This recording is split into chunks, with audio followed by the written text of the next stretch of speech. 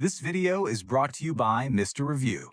It's best served during lunch, dinner, before bed, or, when you just need something vibing in the background while you work, study, or get your pump on. We've pulled up and compiled info from a ton of sources to make sure you have the best possible experience, period. Let's rewind for a sec and super speed run through what went down last time. These four dudes were competing in the Hunter exam. So you've got Leorio, who passed out in Phase 1, went MIA at Phase 2, was an absolute menace in Phase 3, snatched the W in Phase 4, and clutched the Hunter title. And then there's Killua, one of the youngest assassins in the world who got the boot. Now let's dive into the T on why. Cut to right after Hanzo knocked Gon out and sent him for a nice little nap. Hanzo was worried Gon wouldn't accept the result, but Chairman Netero confirmed that Gon was legit a hunter, and even if he went fully unhinged and shivved a member of the selection committee, the result wouldn't change a thing. Killua, seeing all this, straight up asked Hanzo, "You definitely knew how to make Gon surrender, so why didn't you though?" Hanzo said he was fully swayed by Gon's eyes, a guy who doesn't throw shade at anyone. You snap my arm? Bet. I respect that. The next match was Kurapika versus Hisoka. They danced around for a bit, then Hisoka landed a punch on Kurapika's face and whispered some wild stuff that made him freeze up. After that, Hisoka randomly took the L. The third match was Hanzo and Pokuru. It went down exactly like the Gon match, except Pokuru called it quits in like a minute. The fourth match was Hisoka versus the martial arts master Bodoro. Hisoka easily dodged everything and kept punching the old dude in the face, but he just wouldn't tap out, at least not until Hisoka whispered something to him too. Killua versus Pokuru was next. Killua just forfeited right away because he wasn't feeling fighting weaklings, or maybe the author just said so. The schedule said Bodoro versus Leorio is up, but Leorio asked for a postponement because Bodoro was still recovering from Hisoka's beatdown. So Killua and Illumi went first. As the match started, Killua slowly walked towards his opponent, only to be shook when the guy peeled off his needles, revealing he was Illumi, his older brother. His mother cried tears of happiness when Killua cut his face, because she saw that her son had grown up. But she was also kind of worried, so she sent Illumi to check on him. It was a win-win, because Illumi also needed the hunter license for his next mission. Illumi was dead set that Killua was not cut out to be a hunter. He was born to be an assassin, a guy with no dreams or purpose, only gets a kick out of watching someone kick the bucket. That's how Killua was raised, period.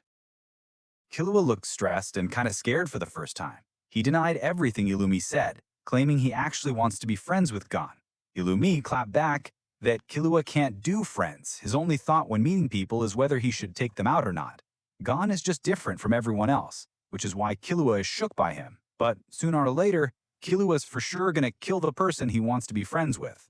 To mess with Killua's head, Illumi attacked the referee to ask where Gon was resting, but then Kurapika, Leorio, and Hanzo blocked him. After muttering to himself for a bit, Illumi turned to the chairman and asked, "If you pass the exam, you won't lose your license if you kill everyone here, right?" The chairman said, "That's the law." PSA, the referee is probably still on the floor holding his face. Illumi said if Killua didn't want Gon dead, he had to beat him, but Illumi had already ingrained in Killua that he could never win against his older brother. So, Killua finally gave up, listened to his brother, and quit the exam by straight up stabbing Bodoro right before his match with Leorio. The outcome is one dude's down for the count and one's disqualified. The 7 remaining people became hunters. Gon heard the whole scoop from Zeppele and burst into the room where the other candidates were sitting. He immediately went for Illumi's right arm to break it, demanding he apologize to Killua. Wait, no. Gon demanded Illumi take him to see Killua, claiming he had manipulated his friend. FYI, Kurapika and Leorio just filed the complaint with the committee. Both argued Killua was hypnotized into committing murder. Leorio even wanted to get disqualified in Killua's place. The chairman didn't validate any of that, but another issue came up. Pokuru wondered about the weird thing that happened during the exam, when Hisoka whispered something to Kurapika before voluntarily forfeiting. Kurapika snapped back, "You didn't even fight Killua and still won, so what are you even complaining about?" But none of that actually matters. Gon said whether someone's worthy of being a hunter or not, time will tell. He only cared about Killua, vowing to save him from his family's manipulation. Bottom line, there were no changes to the exam results. The candidates got their hunter licenses. This card lets the owner access 90% of restricted entry countries, go into 75% of the world's forbidden zones, use 95% of public facilities for free, Borrow money like you're talking to a Shark Tank investor. Apparently, there are some hidden perks that aren't mentioned because, as Hisoka once said, if a hunter commits a murder, they won't be penalized. Overall, this card is priceless. If you sell it, the money is enough for 7 generations to never have to work a day in their lives. How you live is totally up to each hunter. Note, stats show that 1 in 5 hunters loses their license within the first year. Loses is a major understatement, by the way. So the first mission for any new hunter is to guard that card like their life depends on it. The chairman announced that the hunter exam was officially over. Gon went and asked Illumi where his family lived. Illumi didn't even sweat it, saying the Zoldyck family lives on top of Kukuru Mountain, which, to be honest, is public knowledge. Seeing the wound Gon gave him, Illumi finally got why Hisoka was obsessed with this kid. Hisoka then drew a clear line, forbidding Illumi from touching his prey. Gon's squad said their goodbyes to the other hunters. Gon asked Pokuru to dig up some info on Jin, his old man, but all the deets were hidden. You'd need national-level access to see anything, so it was a bust. Pokuru gave them their contact info before dipping. Zeppele eavesdropped the whole convo, so he pulled Gon aside to tell him who his dad was. He's a highly respected hunter, the kind of guy who'd drop his own cash to restore ruins. Jin's achievements are known worldwide. Chatting with his idol's son almost made Zeppele spill the tea about the exam. Luckily, he kept it together and just told Gon to take care. Gon, Kurapika, and Leorio then went to look up Kukuru Mountain. The mountain is in a country 3 days away by airship. Kurapika immediately booked 3 tickets for the same day, but the road to the airport, good luck with that. It was a straight-up marathon. Whatever, we're hunters. We can run 80 miles like it's nothing. This distance is no biggie. The 3 of them just ran it. Here's an Easter egg. There's a girl who got hustled by a 12-year-old kid all the way from the airship to the train. The whole crew reached the base of Kukuru Mountain and signed up for a tourist tour to the peak. All right, folks, look to your right. You are now gazing on Kukuru Mountain, the humble abode of the Zoldyck family. Since the mountain is almost 4,000 meters high but literally nothing special, I will now read the vital stats of the 10 Zoldyck family members.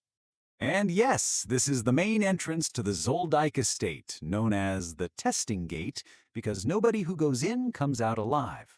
To enter, you have to go through the door next to the guard post, but the area beyond is private property, so tourists can only visit up to this point.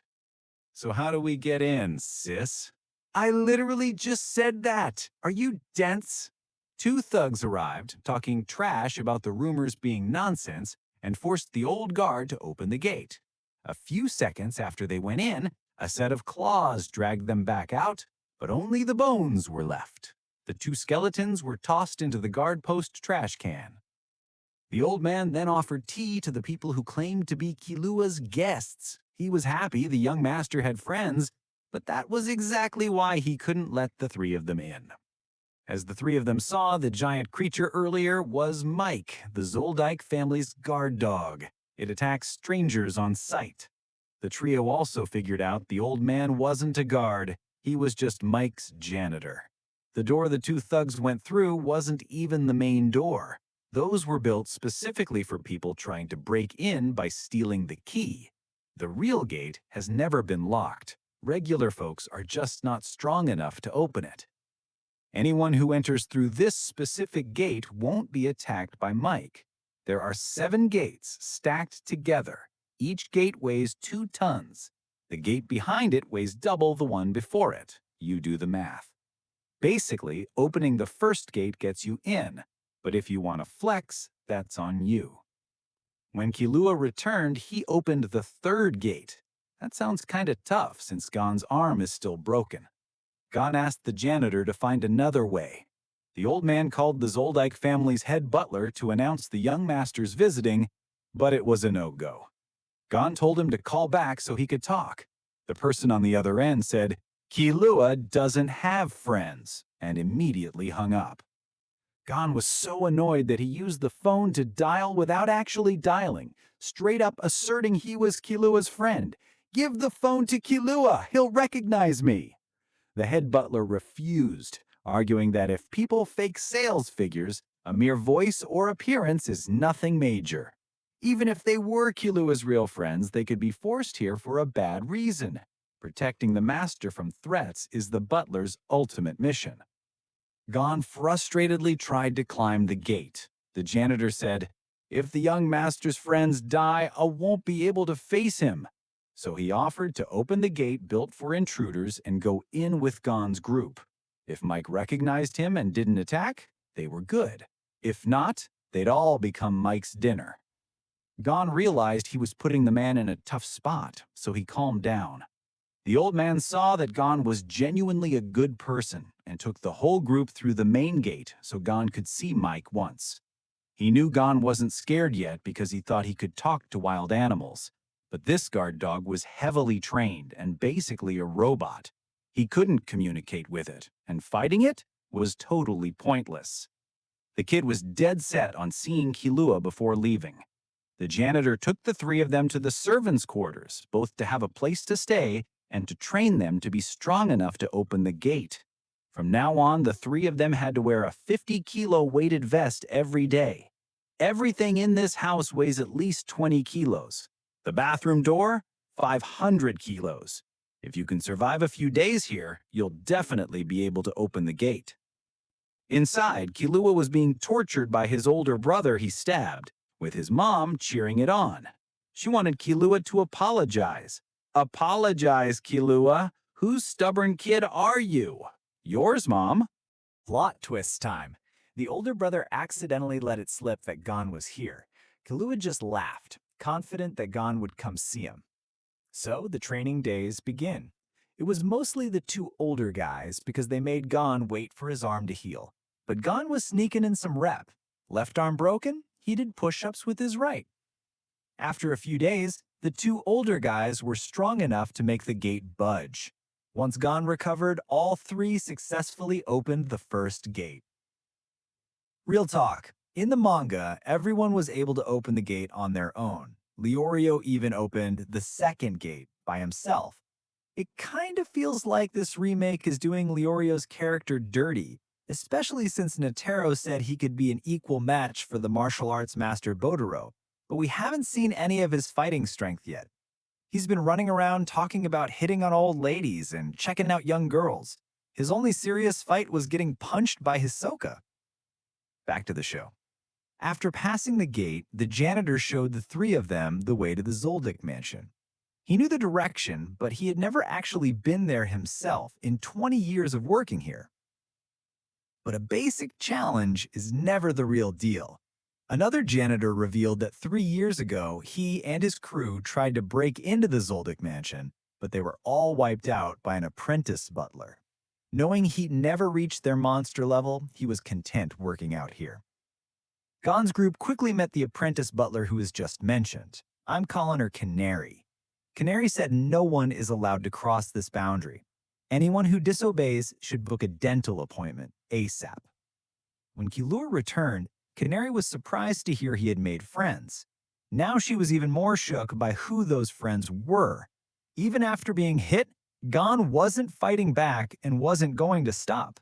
The other two were just standing still. Gon doubled down that he was there to see Killua and punched the stone pillar next to her to pieces, because punching a pillar is easier than punching Canary. And he knew the girl standing there wasn't heartless. Gon noticed a fleeting sadness in her eyes when Killua was mentioned. Canary understood, and just as she was about to ask them to save Killua-sama, Killua's mother shot a bullet into the family maid's head. Leorio checked it out and found out she was just unconscious. Flashback to 3 years ago. Canary was only 10, being recruited as an apprentice butler for the Zoldyck fan. That was also the moment she straight-up bodied a whole squad of bounty hunters who dared to trespass. We say squad, but there were only 2 guys with hunter licenses, the leader and the older dude who later became the caretaker. They didn't even get there by passing Mike or anything. Mike was locked up that day for a field test of Canary's combat skills. Killua was peeping the whole fight too. He realized Canary was stronger than him and shot his shot to be friends, but Canary declined because she saw Killua's mom was always lurking nearby. Now the mom delivers a message. Killua can't see his friends because he's locked in solitary confinement. Inside, Killua is still not sorry for what he did, so he lets his older bro have his way with the torture, but then he hears his brothers saying his friends have arrived, and all it would take is one command for a few dogs to bite the dust. Somehow, even chained up, Killua creates an after-image that spooks his brother. Touch my friends, and our brotherly love is going straight to the grave. Whose lame grandkid is this being so disrespectful? Grandfather Xenozoldyck walks in and says Silva wants to see him, allowing him to leave. Killua flexes and breaks the remaining chain himself before bouncing. Everyone has to admit Killua's talent. Some family members even think he's the most naturally gifted individual in the Zoldyck history. The only L is his weak mind, which is not suitable for an assassin. Killua's grandpa thinks that's a trash take. Outside, Gon decides to stop the cab toward the mansion, knowing Canary would take the fall if he did. Canary wakes up just in time to take the crew to the butler's residence. Killua, meanwhile, arrives at his dad's room. The old man looks like he's about to eat someone alive, but all he does is ask about Killua's new friends and listen to what he did during the exam. This is the first time they actually talk like father and son instead of teacher and student. After Killua left home, his dad realized they were different. He raised Killua as an assassin because he was raised that way too. But now he's ready to grant his son freedom, demanding only a blood oath that he can never betray his friends. Killua leaves. The rents argue. Killua's dad tells his wife to stop nagging. He'll definitely come back one day because he's my son. Feeling like her opinion isn't respected, Killua's mom goes to vent to the head butler. He returns to the butler's mansion to greet Gon's group. They all thought Canary would be punished or something, but everyone there is super chill. They offer tea and even bandage Gon up. The head butler says Killua is on his way, but none of them have a phone to scroll TikTok yet. He suggests a time-killing game. Guess which hand the coin is in. After 2 warm-up rounds, the butler starts cheating super fast. Kurapika guesses right, but the coin in the butler's hand is already warped.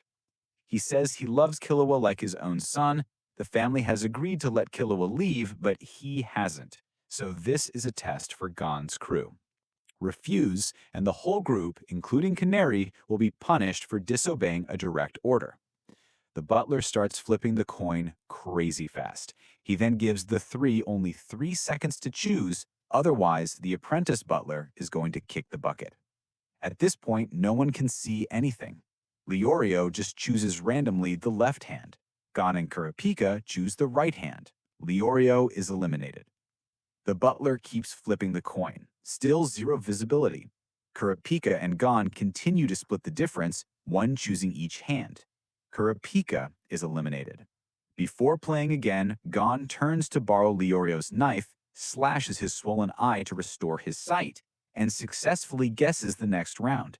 Now for the final round. The head butler pulls in the 2 people next to him to flip the coin. However, Gon sees the full play and notices the person holding the coin is standing right behind him. Right then, Killua walks in. Turns out he arrived before Gon's group, but the head butler slid him into another room to test his 3 friends. Before the group leaves, the butler calls Gon back for one more round. Now, there's no need for speed. This is just a basic cheating trick if the host has 2 coins. The head butler reminds Gon that the world isn't always what you see. On the way out, Killua hears Gon saying he won't use the benefits of his hunter license, at least not until he can punch Hisoka in the face and give him his badge back. So how are we supposed to find Hisoka now? Gon has no clue, but Kurapika does. During his fight with Hisoka, the clown whispered that he had the info on the Phantom Troop. Why he knows Kurapika's objective doesn't matter. What does matter is that after the exam ended, Kurapika talked to Hisoka, and he said he'd wait for Kurapika in York New City on September 1st. That's over half a year away. From September 1st to the 10th, York New City will host the world's biggest auction. All kinds of national treasures will be there. Naturally, this will also attract shady characters, so both Hisoka and the Phantom Troop are highly likely to show up. This is where the group temporarily splits up. Kurapika is going to make some bank to join the auction. Leorio will go home and focus on studying to get into medical school. They all plan to meet back up on September 1st in York New City. For now, Killua will help Gon train. The two hop on a blimp to a place called Heaven's Arena. It's a building with 251 stories, almost 1,000 meters tall, taller than Mia Khalifa. I'm pretty sure the scriptwriter meant Burj Khalifa, but we'll roll with it. They stand in line to register. Killua explains that joining this arena doesn't require complicated conditions like the Hunter exam. When he was 6, his dad dropped him off here with $0 and forced him to climb to the 200th floor to go home. Killua ended up taking 2 years to get there. The two head into the first floor stands to wait for their turn. Gon is called up first. The rule is they have 3 minutes to show their abilities. Gon's opponent is a big, beefy guy.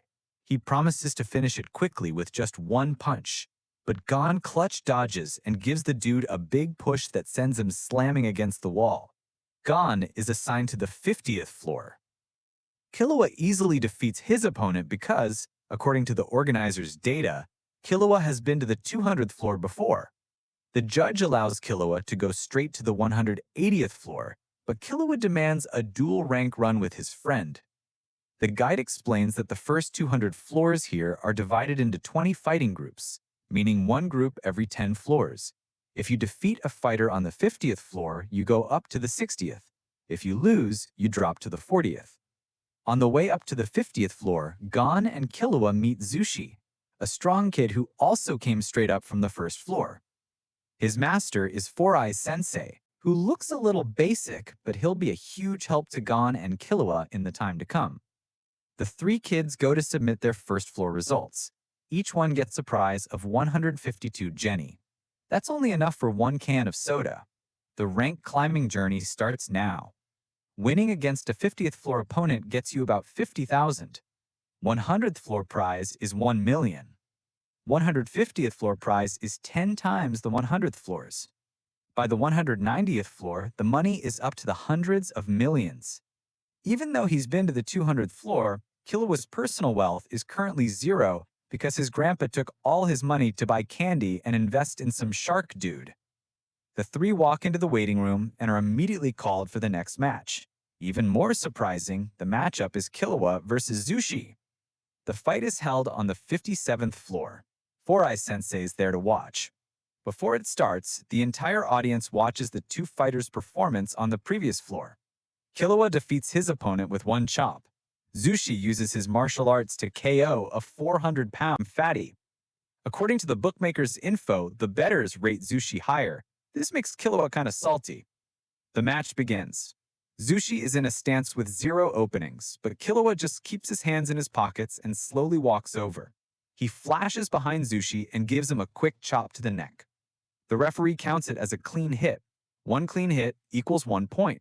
A critical hit is 2 points, and knocking out an opponent is also 1 point. Since Zushi just fell, Killua is currently up 2 points. Zushi gets up and tries to punch Killua. Killua dodges everything and lands another chop. Zushi falls but bounces back up before the referee gets there, so Killua doesn't get the point. Killua makes a face. You thought he was going to knock Zushi out with the first hit, but this kid is surprisingly tough. The fun isn't over. Zushi suddenly performs some move emitting an aura that is uncannily similar to Killua's older brother, forcing Killua to jump back. Four Eyes Sensei yells, telling Zushi to cut it out. In the end, Killua can't get the KO and has to win by points. Killua eavesdrops and hears Four Eyes Sensei call the technique Zushi used Nen. But that's not important for now. The priority is to climb the ranks. In 3 days, Gon and Killua secure 6 consecutive wins. Killua's 1 chop equals a KO, while Gon's 1 push sends his opponents flying off the platform. The 2 reach the 100th floor. From this floor up, each fighter gets a private room. 1 week after joining the arena, the 2 are on the 150th floor. Suddenly curious about the Nen technique Four Eyes Sensei mentioned, they go down to the 50th floor to ask the kid directly. Zushi is ready to explain, but no one understands a darn thing. So, Four Eyes Sensei invites the 2 back to his room, and he says Nen is the power that comes from the mind, and to achieve it, you need to go through several steps. focusing the mind on one point, clearly realizing the self and the goal, emitting the will toward that goal, and finally, acting according to that will. For example, if Four Eyes Sensei focuses his thoughts on defeating Killua and projects his will, Killua will feel it. This power requires the right mindset to be used, so he tells the kids to first focus on training their minds. Killua hears this and immediately drags Gon out. He knows the old sensei is holding back. Half a loaf of bread is bread, but half the truth is not the truth. What the sensei said doesn't explain how tough Zushi was when he fought him. Killua was so ticked off that he attacked with all his strength, and yet Zushi still got up. That's definitely not willpower. Zushi asks his master the same thing. Four Eyes Sensei doesn't deny that he capped, but that explanation will help the two kids train so they can eventually use Nen. Nen is super dangerous because anyone can use it with training. From there, choosing to harden your body for self-defense or hardening a piece of paper to be as sharp as a blade for assassination is a personal choice. A few days later, Gon and Killua reach the 200th floor. They encounter a mysterious hallway. It reeks of bloodlust. But at the end, there's only a receptionist. She informs them they cannot register for a match after midnight. She also mentions there are 173 contestants on the 200th floor. From this floor on, everyone can freely use weapons, and there are no more cash prizes. Suddenly, Hisoka appears. He's been waiting for them to climb up here to warn them, acting as the arena's OP. The two of them are way too early for this floor's skill level. He then emits an aura from his body that shoves them both out of the hallway. Four Eyes Sensei appears and says this is Nen. To give the two the ability to defend themselves against Nen, they need to come study with him first. The problem is, if Gon doesn't register for a fight before midnight, he'll have to climb back up from the first floor. Killua has been here once before. If he doesn't register for a match now, he'll be permanently banned from the arena. Back in Four Eyes Sensei's room, now he finally stops the BS. Nen is the ability to control life energy, also known as aura. Aura can appear in many situations, but we can train to cover the body with a layer of aura to make the body stronger, and even slow down aging. That entire process is called Ten, envelop. Next is Zetsu, suppress, the ability to neutralize one's own aura, used to hide presence and to recover. Then there is Ren, refine, increasing the amount of aura projected outside the body. And finally, when one can freely apply aura, it's called Hatsu, release. We'll talk about this more later. The first thing that two need to understand is that if they're attacked by Nen without the most basic defense, Ten, their bodies will shatter like this wall. Nen is a latent power. Everyone has it. There are two ways to awaken this power. One is to train slowly, like learning to feel the body's aura and opening the aura nodes yourself. That took the kid 3 months. The second method is more sus. Since the two only have a little over 3 hours left to register for a match, Four Eyes Sensei will use his Nen to forcibly open their aura nodes. Success depends on several factors. For example, if the person emitting Nen is not strong enough or has bad intentions, the recipient will be done for. If the person having their nodes opened doesn't have enough potential, they'll also be done for. Do you two have insurance? What's insurance, Sensei? Perfect. An invisible, hot, sticky surge of aura envelops their entire bodies. The two successfully open all their aura nodes. Their aura starts leaking constantly because aura is also life force. If too much aura escapes, they'll collapse from exhaustion. So, their mission now is to try to keep the aura in their bodies. Although who knows, the boat sinks even when it reaches the sea. How do you stop gas from escaping the butt? But with just a few basic tips, both manage to keep the aura floating around them. This is Ten. In this state, even if Four Eyes Sensei projects Nen with hostile intent, the two will be fine. Back in the hallway, Hisoka is still there, waiting. Seeing that the two have mastered Ten, Hisoka knows exactly what they're aiming for. But he demands they win one match on the 200th floor before he agrees to fight them. The rules on this floor are that you must fight at least one match every 90 days or be eliminated. Losing 4 matches also gets you eliminated. Being eliminated means you have to climb back up from the first floor. To clear this floor, fighters must win 10 matches. These rules sound like they're rigged for the house. What's to stop a fighter who makes it to the 200th floor from selling 4 wins to other people and then smurfing, playing against lower-level opponents, back on the first floor? Since they can fight 2 matches a day, it only takes 10 days to climb back to the 200th floor. Let's talk about the benefits of winning. Anyone who wins 10 matches gets the right to challenge the floor masters, the 21 strongest fighters in the arena. They get a private apartment from the 230th to the 250th floor. Win against a floor master, and you become that master. Becoming a floor master also gives you the chance to participate in the martial arts convention held every 2 years. The champion of the convention gets to live on the highest floor, almost 1,000 meters above the ground. In short, it's a fight to win a killer view crib, house with a great view. Killua's house is almost 4,000 meters above the ground, so he's not too impressed. Gon's only goal is to punch Hisoka in the mouth. Gon registers for a match right away. He wants to know the power gap between himself and the people on this floor. Behind him, there are already 3 opponents creeping, a crew that specializes in rookie hunting. They made it to the 200th floor without knowing anything about Nen, which is why they look like this now. Gon and Killua are assigned to the same room. The fight time is set. If 4-Eye Sensei finds out, and how couldn't he, one of them is definitely getting a smack on the head. The defense layer of 10 isn't perfect.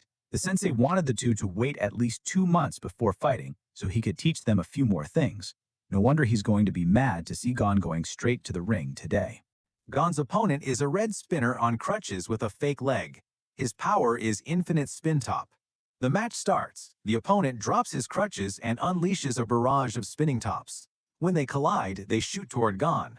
Honestly, you just get hit if you're unlucky. The guy doesn't even know the top's trajectory. He simply uses Nen to keep them constantly spinning around the opponent. While that's happening, he uses 10 to protect himself and just sits there praying. That first hit counts as a clean hit, earning him 1 point. But the tops keep spinning, crashing and flying toward Gon. Gon can't watch all 4 directions, so he's constantly getting clocked and falling to the ground. The guy with the fake leg now has 4 points. 4-Eye Sensei analyzes his power for Zushi. The smaller the object, the less aura needed to control it, and the more attached the object is to its owner, the stronger the emitted min. Inside the ring, Gon starts trying to feel the tops. The problem is, by the time he figures out a top's trajectory, he's in a position where he can't dodge and his 10 layer is too weak to resist. The score is 6-0. Gon notices something. The referee comes over to remind Gon he has 10 seconds to return to the ring. Gon tells the referee to He just realized that the Nen surrounding the tops has no hostile intent. They just randomly bump into things and attack whatever is in their path. Didn't the other bros say that from the start? 4-Eye Sensei explains this by saying the prosthetic leg guy traded precise control for the ability to control more spinning tops. Gon returns to the ring, bypassing the tops, and rushes straight at his opponent. But he gets straight up counterattacked. The opponent unleashes his whirlwind top technique, putting himself into a state of both defense and attack, and knocks Gon out of the ring. He instantly gets 3 more points. The score is 9-0. Just 1 more clean hit and Gon loses. 4-Eye Sensei declares the match no hope. There are many ways to break the guy's strategy, but all of them require knowing how to use Nen to boost attack power. Losing one match is no biggie, but Gon pulls off an A-level dumb move beyond imagination. When he still doesn't know how to use Nen to increase his attack power, the kid has somehow learned Zetsu. Gon has been able to use Zetsu since before he even knew about Nen through hunting animals. That's why he could lurk on Hisoka earlier. 4-Eye Sensei is seeing Gon's enormous potential clearer than ever. But back to the current situation, using Zetsu in this scenario is a pretty confusing decision. Without the protection of the aura layer, taking 1 hit from those spinning tops means he's posting a hospital story on Instagram tonight. Gon is essentially practicing with his life on the line. When using Zetsu, he can feel the surrounding tops most clearly, allowing him to dodge every single one flying his way. 4-Eye Sensei and Killua are shook. Hisoka is in the corner with a thirsty smile. The result is clear. Gon has a useless arm, 3 broken ribs, and over a dozen other fractures. Killua roasts Gon. You saw how Nen users welcome newbies, and you still had to be extra. After Killua, it's 4-Eye Sensei's turn. He says the exact same thing as Killua, but with a slap added. No Nen involved, but it definitely hits different. The doctor says Gon will be fine in 4 months, but Killua stretches the truth with the sensei. Gon will be fine in 2 months. During those 2 months, Gon is banned from fighting and further Nen training. From now on, he can only meditate and train his mind. 4-Eye Sensei ties a string of promise around Gon's hand. If he finds out Gon disobeyed, he'll kick him out of the dojo. Killua, wanting to keep pace with Gon, also refuses to continue learning Nen until his friend recovers. The potential and character of these two self-taught students make Four-Eye Sensei super intrigued. He returns to his room. Only 1 month passes. How in the world did Gon already recover? Killua invites Gon to watch Hisoka's match. The fight is so hot that tickets are being auctioned on the black market.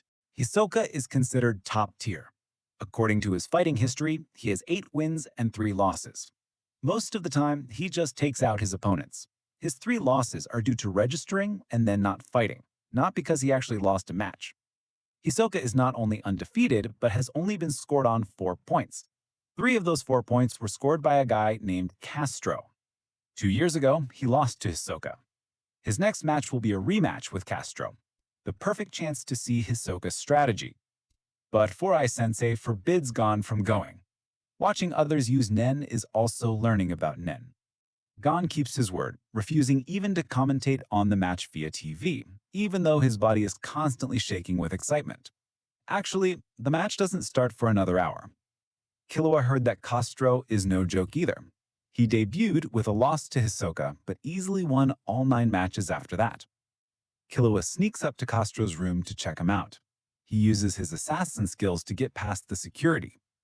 Castro's door is already open. Killua peeks in, but the guy is behind him in a flash. Not only is he strong, but this guy is pretty thorough.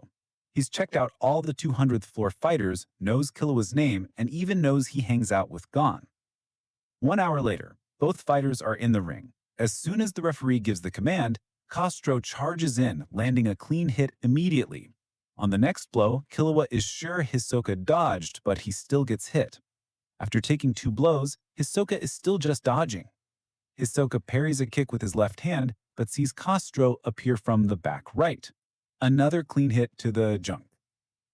The audience is going crazy. The temporary score is 4-0. Hisoka lies there for a bit, cracks a smile, and then gets up.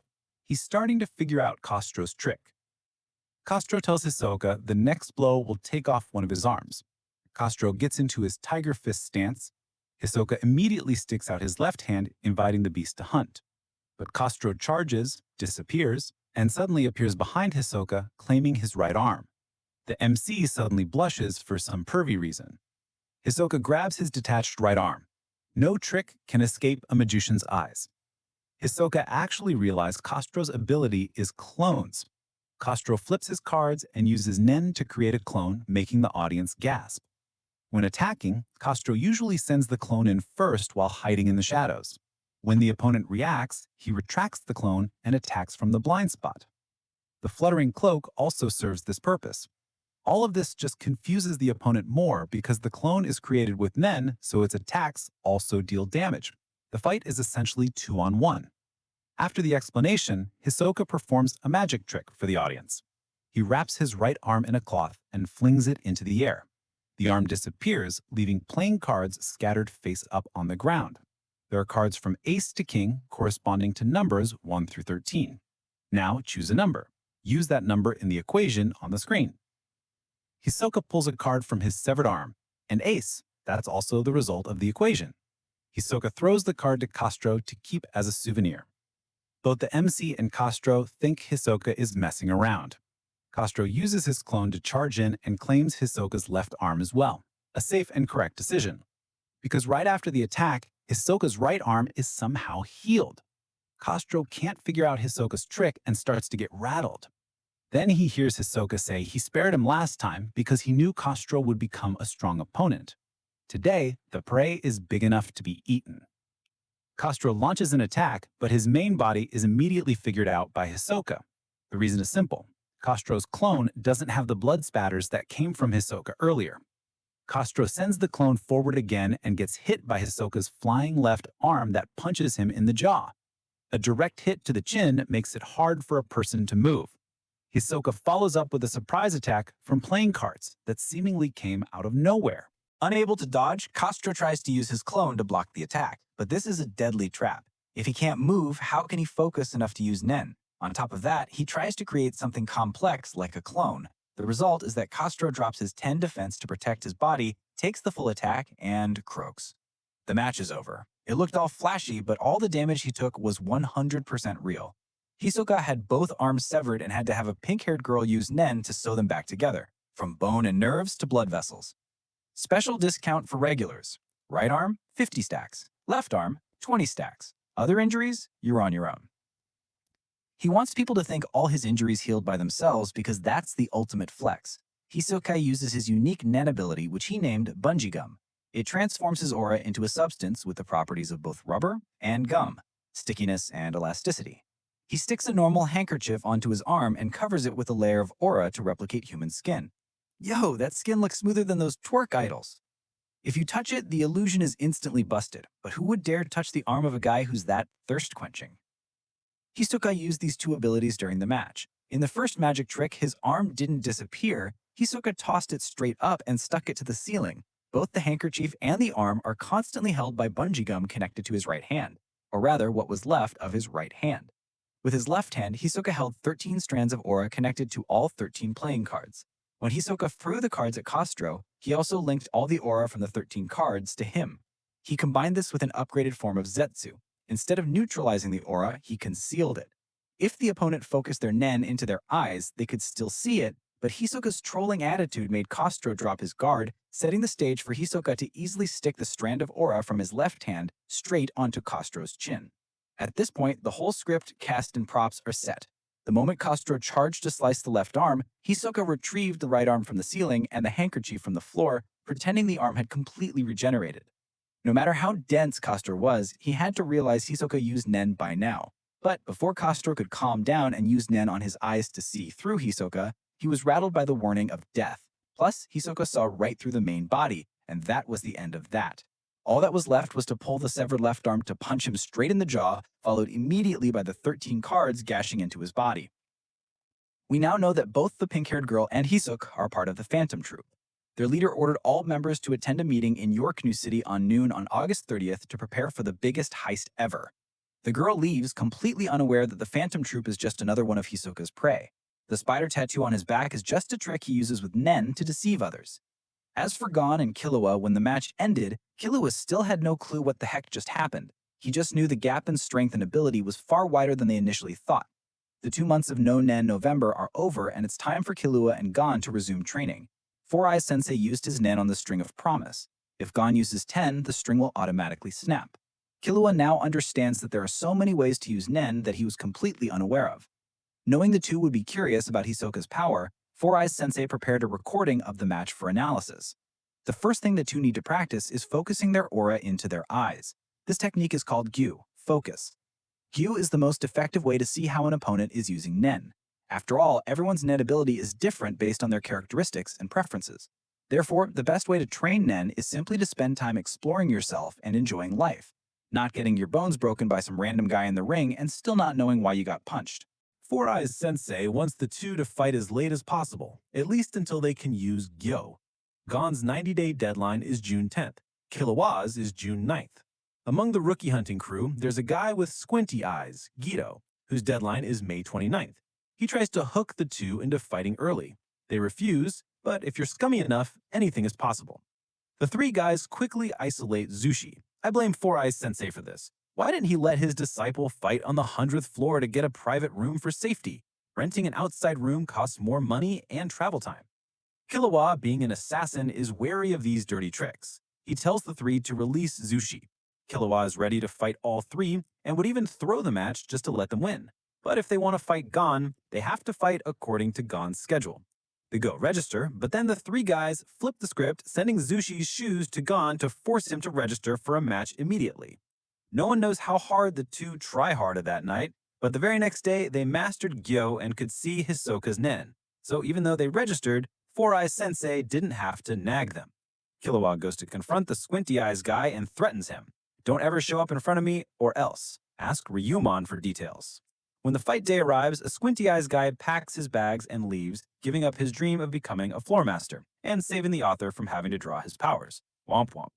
The remaining two guys are still stubborn about their dreams. Just a few more wins and will be eligible to challenge the floor master. How they plan to fight the floor master when they only bully newbies is a mystery. But Killua threatens the two, forcing them to give up their dirty tricks and fight with their real strength. On June 4th, Gon's rematch with the prosthetic leg guy arrives. Gon brings his fishing rod as a weapon. The opponent enters the ring and immediately uses his ultimate move, Whirlwind Top. In this form, he can still release tops aimed directly at Gon. But Gon is different now. It seems that after the VAR check from Hisoka, Gon learned that a fight should not only be fought with physical strength, but also psychologically. Instead of using his fishing rod, he uses Nen on his body, directly blocking all the tops. Then he pulls out his fishing rod and casts it forward, hooking a floor tile and yanking it up, making the opponent fall. Despite being angry about the Zushi incident, he only punches the fake leg off. Ouch. Next is Killua's match with the wheelchair guy. As soon as it starts, Killua jumps high, planning to land a chop straight to the neck like usual. But the guy activates his Nen and manages to escape. He pulls out two whip-like snakes and constantly lashes them. A normal person can't see the whip's trajectory, but Killua just walks in and grabs both. The guy isn't out of tricks. He makes the two whips bite Killua and electrocute him. They supposedly generate 1 million volts of electricity. But this kind of torture is just a warm-up back in the Zoldyck house. He can take it, but 1 million volts still hurts. Killua throws the guy into the air and let him taste his own electricity, resulting in an instant KO. Because the fight schedule is already set, the prosthetic leg guy still has one more match with Killua and forfeits. The wheelchair guy has one more loss before he's eliminated, so he has no choice. He fights Gon, but Gon is still purely using bricks. He lifts the floor tile and hurls it straight at the opponent. The wheelchair guy has to hit Nitro to escape. His quick dodge leaves him with few directions to move, and unable to use his whips for defense. Gon reads his movement and closes the gap, swipes his two whips, and threatens to turn on the electricity at max capacity. The wheelchair guy gets too scared and faints instantly. Gon's ability is acknowledged by Hisoka. Hisoka lets him choose the match schedule. Now we get to the peak of Nen learning, Hatsu, release. This is divided into 6 separate types, aura categories. Enhancement, Hyoka, increases the physical power of an object or self. Emission, Hosutsu, projects aura outwards. Transmutation, Henkaka, changes the properties of aura. Conjuration, Gugenka, materializes aura into objects. Manipulation, Sosuka, uses aura to control objects and living beings. Finally, specialization, Tokuchitsu. Usually everyone is born with one category that suits them, matching their innate talent and the skills they've developed in life. In rare cases, one's Nen category can shift over time. But that's not all. A person can totally learn skills from a category that isn't naturally theirs. The difficulty depends on this 6-sided relationship chart. The closer a category is to your own, the easier it is to learn. For example, back in the day, we saw Hisoka use transmutation. The prosthetic leg guy's whirlwind top is an enhancer skill. He has the ability to control tops, but since manipulation is far from enhancement, he's a little OP'd out. Castro is even more extra. He's an enhancer, but he learned cloning from conjuration and control over the clone from manipulation. You can't call that the wrong path, but choosing the road less traveled means you have to dedicate a massive amount of time to practice. Castro, however, was too thirsty and wasted his own potential because he was so desperate to beat Hisoka. There's a method to determine your Nen category according to the Shingen style. Use Ren while placing a leaf on a cup full of water. If the water overflows, like Gon, you're an enhancer. If the leaf moves, like Zushi, you're a manipulator. If the water's taste changes, like Killua, you're a transmuter. Knowing his category, Gon calls Hisoka to set a match date for June 10th. From now until then, the kids will practice how to make their Nen expression clear. After a few more days, Gon and Killua graduate, and Gon also officially passes the Secret Hunter exam. That previous exam was just a way to determine the potential and quality of those who could properly learn and use Nen. Four Eyes Sensei intended to teach Gon Nen from the start. He already knew about him through the Shingun master, Chairman Netero, who was also his master. Quick checks on the others reveal they also have teachers for Nen. Illumi and Hisoka have known Nen for ages. Seems like only Leorio is too busy studying for med school to have time for it. June 10th has arrived. Gon steps into the arena without his fishing rod. Hisoka has his. The score is currently 9-3. Winning this match grants a challenge to the floor master. Losing means match fixing is their only option. The match begins. Gon aggressively charges in first. He takes a light hit and immediately counterattacks, using both his hands and feet. But his strikes either miss or only graze Hisoka. Meanwhile, every move Hisoka makes lands hard. Still, it took him 7 hits to get his first clean hit. Throughout the exchange, the MC doesn't make a single comment. Her commentary skills are absolute trash. Gon continues with his stone flip tactic. He kicks the floor tile, sending a rain of stones towards Hisoka. He successfully lands a punch straight to Hisoka's face. A critical hit, 2 points for Gon. The MC questions the referee's decision because Hisoka seems barely hurt. A random character from another multiverse appears and explains that referees have this and that going on. Some score by damage, others score by strategy and technique. After the punch, both seem to understand each other. Hisoka walks closer for Gon to return his ID badge, then he jumps back. Although not 100% certain, Hisoka has a way to determine each person's Nen category based on their personality. Enhancers are simple and predictable. Transmuters are unpredictable. Emitters are hot-headed. Conjurers are cautious. Manipulators are highly rational. And specialists are just straight up weird. Done talking, Hisoka starts to get more serious, continuously chasing Gon to unleash his moves. Gon gets hit with a critical hit and retreats to rethink his strategy. But, oh, shoot, my bad. Gon forgot to use Gyo to see Hisoka's hidden vibe. Hisoka managed to attach a strand of aura to his face. That's another critical hit, and Gon is down. The score is 6-2. Hisoka suddenly asks, does Gon know when he got hit with bungee gum? The answer is when Hisoka was rambling about Nen categories and personality. He had countless opportunities to attach bungee gum, and once it's attached, even using Gaio to see it is useless. The only way is to do the thing and fight. Hisoka knows Gon's potential is still huge, so he's not planning to eat him yet. And whether he gets punched by Gon or punches Gon, he feels totally lit. After that attack, both sides receive 2 points from the critical hit. Hisoka gets an extra point from Gon collapsing. The referee said so, but Gon actually blocked the blow and didn't fall to the floor. The audience boos loudly, but in the match, the referee is the boss. Gon then takes another clean hit, Brick, and loses the match instantly. Hisoka says he won't fight him in the arena anymore. It will be outside, somewhere without rules. That evening, the referee gives an interview. He felt the nature of this match was too dangerous, so he risked damaging his reputation to end the match early. Basically, only the betters and the over-under peeps are salty about it. As for Gon, he achieved his goal anyway. Bidding farewell to Four Eyes Sensei, Gon decides to go visit his aunt. And that's the end of episode 36. Signal, time to end the video. Don't forget to subscribe to Mr. Review so you don't miss the next videos. Peace out and see you next time.